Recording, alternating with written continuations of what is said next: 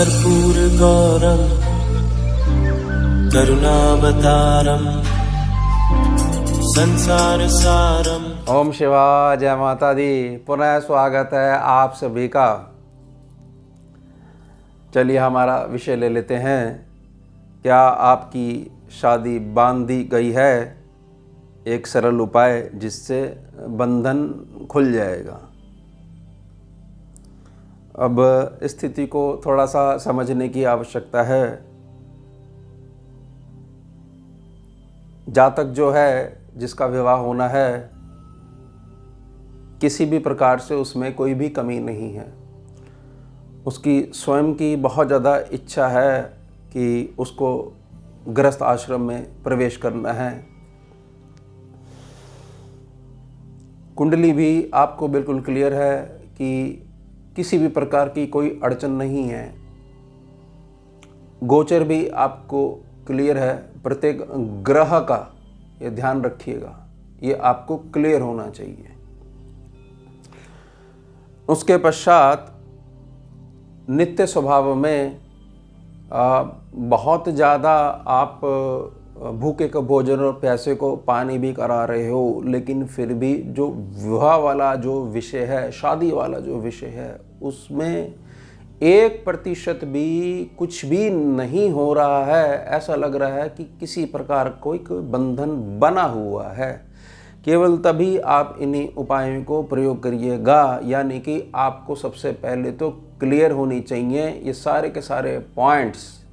अगर ये points clear नहीं हैं तो प्रार्थना रहेगी पहले उनको क्लियर करिएगा। ऐसे बहुत सारे उपाय, ये वाला उपाय भी कर लो, वो वाला उपाय भी कर लो, इससे कुछ नहीं होने वाला। पहले रोग क्लियर होना चाहिए, तभी औषधि दी जाती है और लगातार निरीक्षण करा जाता है।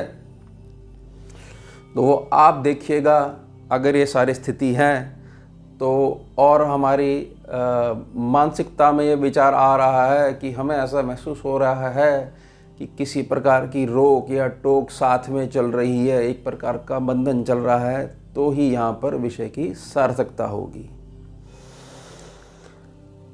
चलिए, इसमें 3 पॉइंट्स हैं, समझने का प्रयास करिएगा और इसको आपका कोई भी परिवार का सदस्य कर सकता है आपके लिए, और आप स्वयं भी कर सकते हैं अपने लिए। लेकिन परिवार का जो भी सदस्य है वो डायरेक्ट ब्लड रिलेशन में आपके होना चाहिए। इस बात को ध्यान रखिएगा। जो प्रत्यक्ष परिवार है वो ही उसका ही मेंबर होना चाहिए। आपके कुटुंब का कोई भी सदस्य जो कि आपका ब्लड रिलेटिव तो है, लेकिन प्रत्यक्ष डायरेक्ट परिवार का कोई भी सदस्य नहीं माना जाएगा। ये ध्यान रखिएगा, ये प्रार्थना रहेगी। चलिए, पहला पॉइंट समझते हैं। और यह जो पॉइंट्स हैं ये सरल हैं, लेकिन इनको थोड़ा सा समझने की आवश्यकता यह भी रहेगी कि इसमें कोई अल्टरनेट नहीं है, क्योंकि स्कैनिंग के अनुभव के आधार पर ये पॉइंट्स निकल के आए हैं। तो कोई अल्टरनेट नहीं है कि इसमें ये चीज़ नहीं है तो क्या करना है, नहीं है तो आप देखिए इसमें कोई भी बदलाव संभव नहीं है। और यह जब रिज़ल्ट देगा तो जिसने ऐसी मूर्खता करी हुई है कि कहीं पे जाके किसी पूजा के माध्यम से यह चीज़ करने की कोशिश करी है, तो वो व्यक्ति टेढ़ा हो जाएगा। ये ध्यान रखिएगा और आपके सामने आ जाएगा और आपको बड़ी हैरत होगी जान के कि आपके ही परिवार का कोई दूर का मेंबर निकलेगा, क्योंकि बाहर वाला व्यक्ति ऐसा कार्य करवा ही नहीं सकता है। अपना ही जो अपना बनता है वही ऐसे धोखे देता है। इस बात को ध्यान रखिएगा। तो ये पॉइंट्स जो है उसको टेढ़ा कर देंगे, बच नहीं सकता वो, जैसे मैं प्रार्थना कर रहा हूँ। लेकिन आप उस पर ध्यान मत दीजिएगा। आपको तो पता ही नहीं है कि किसने क्या करा है। आप तो भगवान की शरण में गए हो कि हमारा तो देखिए विवाह नहीं हो रहा, हमारा कार्य रुका पड़ा है, क्योंकि बहुत महत्वपूर्ण संस्कार है विवाह संस्कार। ये तो होना ही होना चाहिए, तभी सृष्टि चलायमान बनी रहेगी। चलिए, पहला पॉइंट समझते हैं। किसी भी मंगलवार से शुरू करते हुए 7 मंगलवार लगातार 21 पीपल के पत्ते लेकर उस पर श्री हनुमान जी वाले सिंदूर में, ऑरेंज वाला नारंगी वाला सिंदूर जो होता है स्पेशल हनुमान जी का सिंदूर, चमेली के तेल को मिलाकर पेस्ट बना लीजिए। राम नाम लिखें। किसके ऊपर? पत्तों के ऊपर, सीधा जहाँ पीपल के पत्ते जो चिकना हिस्सा है ना, सीधा ऊपरी वाला भाग, उस पर केवल राम लिखिएगा। श्री राम या जय श्री राम नहीं, केवल राम। अब एक लाल कलावे से पत्तों की डंडियों को बांधते हुए एक तोरण बनाकर एक माला बना लीजिए, जिसमें कि सामने की तरफ जो राम लिखा हुआ है वो दिखना चाहिए। सभी पत्ते ऐसे कर लीजिएगा और प्रार्थना रहेगी कि पत्ते में छेद नहीं करना है, बहुत कोमल तरीके से गांठें लगाते हुए जो है आपने माला तैयार करनी है, छेद मत करिएगा।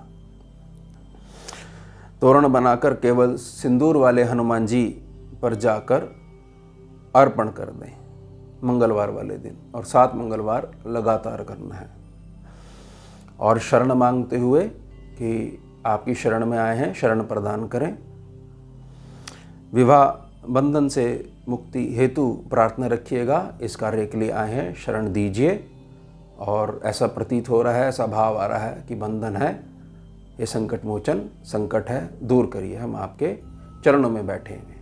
ऐसे भावनात्मक रूप से प्रार्थना करनी चाहिए भगवान से। और वहीं बैठकर सामने बैठ जाइएगा और एक राम नाम लेखन पुस्तिका आती है, बाज़ार से मिल जाती है, 10 रुपये वाली भी आती है और 15 रुपये और 20 रुपये तक भी आती है। 11,000 उसमें खाने बने होते हैं राम नाम लिखने के। तो लेके आइएगा और जितना भी आपसे हो सके, जितना भगवान लिखवाना चाहें वो लिखिएगा। और उसके पश्चात घर में जाकर आप कंटिन्यू कर सकते हो, इसको आजीवन भी कर सकते हो। लेकिन प्रार्थना रहेगी कि जब जब आप ये तोरण जो है अर्पण करने जाएं, तब तो कम से कम 15 से 20 मिनट जरूर बैठिएगा आसन लगाकर और राम नाम लिखिएगा, रेड पेन से, लाल स्याही से। और ये राम नाम लेखन की जो पुस्तिका है, ये हमेशा आपने अपने घर में संभाल के रखनी है। प्रार्थना रहेगी, राम नाम जो धन है, उत्तम धन है, इसको दूर नहीं करना है अपने से। कमाई है या आपकी, हर अवस्था में बंधन को काटा जाएगा हनुमान जी की कृपा से, ध्यान रखिएगा। अब दूसरा पॉइंट समझिए।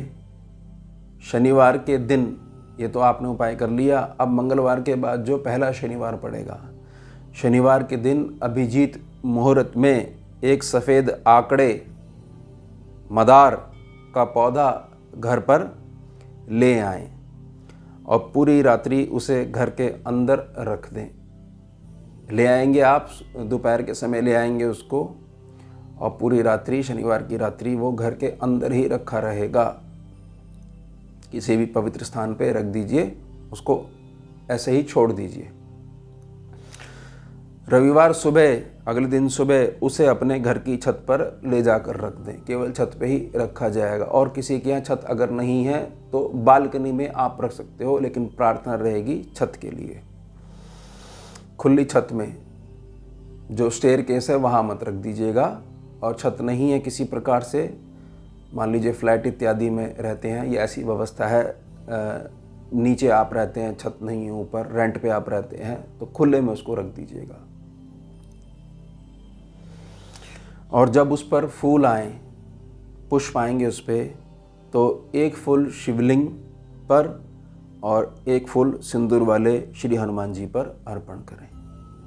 किस दिन अर्पण करें? जिस दिन फूल आ जाए उस दिन फूल ले जाइए, एक फूल शिवलिंग के ऊपर रख के आइए, प्रणाम करके आइए महादेव को। और एक फूल जहाँ पर आपने सिंदूर वाले हनुमान जी पर तोरण अर्पण करा था, वहाँ पर जो है लेके जाइए और भगवान के चरणों में रख के आइए। दिमाग मत लगाइएगा क्या होगा, बंधन कटेगा इससे। आप बस उपाय करिए, बाकी जिसकी शरण में गए हो वो अपने आप देख लेंगे। उनको सब कुछ पता है, बस आप आने में थोड़ा सा विलंब कर रहे थे, वो आपका प्रारब्ध था। अब आप आ गए हो, आपका कार्य अवश्य होगा। अब तीसरा पॉइंट इसमें जो बहुत ज़्यादा इम्पोर्टेंट है, और ये एक ही उपाय के 3 भाग हैं, और ये किस दिन शुरू करना है तीसरा पॉइंट आपको, जिस दिन आपका पहला मंगलवार होगा उस दिन रात्रि में तीसरा पॉइंट रहेगा।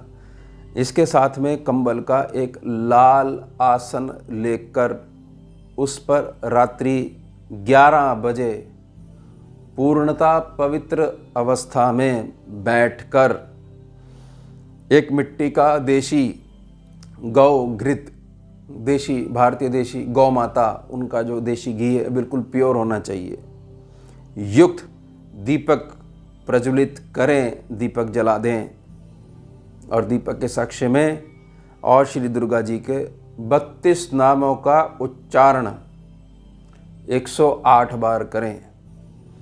ऐसा लगातार 21 रात्रि ही करें। यह 32 जो हैं मंत्र नहीं हैं, ये 32 नाम हैं। सीधे तौर पर बच्चा माँ को पुकार रहा है, इसलिए बहुत ताकत है।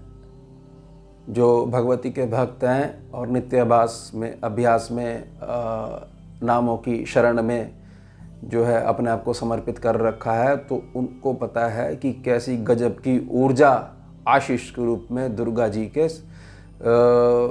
ऐसा लगता है, ऐसा समझिए कि स्वयं जो भगवती जो है वो साथ में चलती है। इनको लगभग 1 वर्ष से ऊपर हो चुका है। इस पूरे ब्रह्मांड में उसका कोई भी अनिष्ट नहीं कर सकता जो ये 32 नाम रोज एक माला करता है। निजी अनुभव है। अब प्रार्थना रहेगी, दुर्गा जी के 32 नाम हैं, आप इसको नोट कर लीजिए। मैं उच्चारण कर देता हूँ। श्री दुर्गा जी के 32 नाम: दुर्गा, दुर्गार्ति शमनी, दुर्गा पद विनिवारणी, दुर्गमच्छेदनी, दुर्ग साधनी, दुर्ग नाशनी, दुर्ग तोत धारणी, दुर्ग निहंत्री, दुर्ग महापहा, दुर्गम ज्ञानदा, दुर्ग दैत्यलोक दवानला, दुर्गमा, दुर्गमा लोका, दुर्गमात्म स्वरूपणी, दुर्गमार्प्रदा, दुर्गम विद्या, दुर्गमाश्रिता, दुर्गम ज्ञान संस्थाना, दुर्गम ध्यान भासनी, दुर्गमोहा, दुर्गमगा, दुर्गमार्थ स्वरूपणी, दुर्गमासुर समहंत्री, दुर्गमायुद्धारणी, दुर्गमांगी, दुर्गमता, दुर्गम्या, दुर्गमेश्वरी, दुर्गभीमा, दुर्गभामा, दुर्गभा, दुर्गदारणी।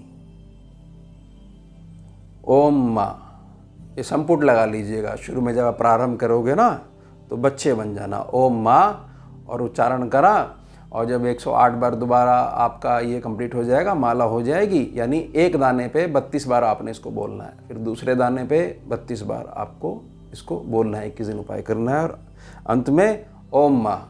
बस अब बेटा बेटी बन जाना माँ के। रिश्ता हो जाएगा ना तो घर की बात हो जाएगी। फिर देखते हैं दुर्गा जी के घर पे बच्चों का विवाह कैसे नहीं होता है, फिर देखते हैं। और ध्यान मत दीजिएगा, अगर ये खबर आ जाए ऐसे ऐसे वो व्यक्ति टेढ़ा हो गया, अचानक पता नहीं क्या हुआ, तो ध्यान मत दीजिएगा। आपको क्या लेना, क्योंकि इसमें कोई ऐसी विधि तो नहीं है कि पता करिए, पता लगाइए। ठीक है, प्रारब्ध है, जिसकी जैसी बुद्धि, देखने वाला देख रहा है। हमें तो यह होना चाहिए कि हम ऐसा काम नहीं करेंगे। हमारे को भगवान जो है अपना आशीर्वाद बनाए रखें, सद्बुद्धि दें, हम नहीं ऐसा काम करेंगे। हमें तो सिर्फ ये देखना है कि जो हमने जो प्रार्थना करी है, तो बहुत जल्दी जो है भगवान हम पे कृपा करें और मंगल कार्य हमारे यहाँ हो, जो भी बंधन है वो टूटे, ख़त्म हो, शून्य को प्राप्त हो। तो ये था हमारा विषय कि आपकी शादी बांध दी गई है, विवाह बांध दिया गया है, एक सरल उपाय जिससे बंधन खुल जाएगा। अब मिलते हैं आपसे अगले भाग में नए विषय के साथ। जुड़िए और जोड़िए। ओम शिवा, जय माता। सारम भुजगेन्द्रहारम कर्पूर गौरम करुणावतारम